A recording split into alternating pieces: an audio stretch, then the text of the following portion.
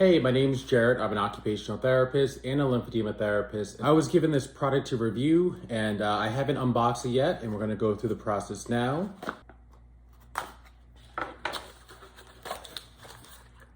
So inside the box, you have the USB charger.